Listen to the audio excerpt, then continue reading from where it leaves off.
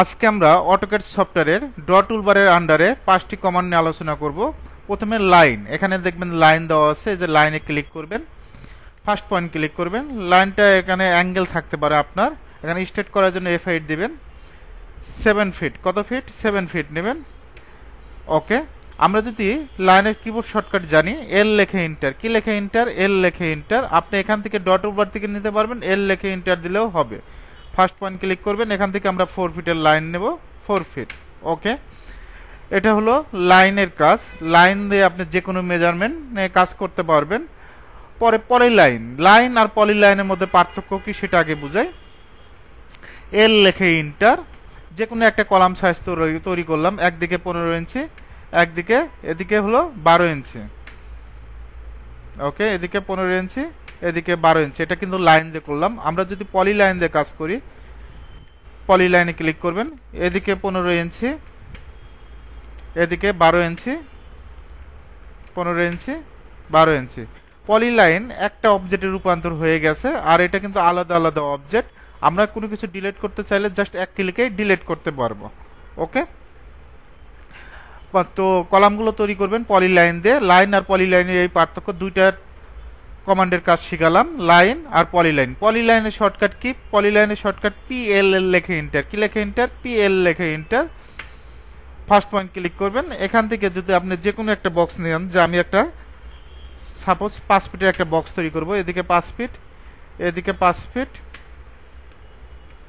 5 fit, 5 fit, এভাবে box তৈরি করতে পারবেন। ওকে, লাইন পলিলাইন আশা করি ক্লিয়ার। তারপরে গুরুত্বপূর্ণ টুলস হলো রেক্ট্যাঙ্গেল টুলস।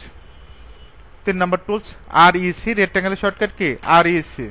এখান থেকে যদি একটা বেডরুম তৈরি করি, যে আমি একটা বেডরুম তৈরি করব, 12 ফিট, অবশ্যই কমা দিবেন, এদিকেও 12 ফিট।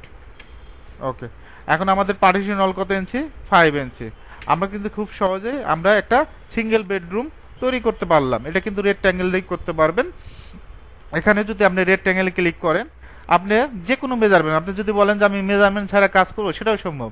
রেক্ট্যাঙ্গেলে ক্লিক করার পর আপনি এখান থেকে আপনার পছন্দ মতো একটা নিয়ে নেবেন, জাস্ট যে কোনো একটা ইয়েতে ক্লিক করবেন। ক্লিক করলে এরকম একটা বক্স নিতে পারবেন। আর নির্দিষ্ট মেজারমেন্টে কাজ করে কিভাবে? আমি যদি একটা কলাম তৈরি করি, যে একটা কলাম তৈরি করব রেক্ট্যাঙ্গেলে, কলাম সাইজ হবে 12 12, জাস্ট 12 কমা এদিকে 12, হয়ে গেছে কলাম।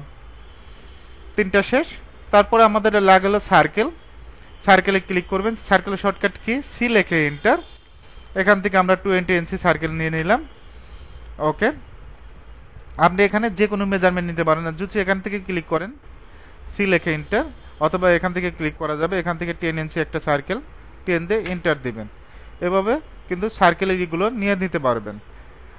4টা শেষ। আর একটা সবচেয়ে গুরুত্বপূর্ণ, এটা হলো হ্যাশ কমান্ড।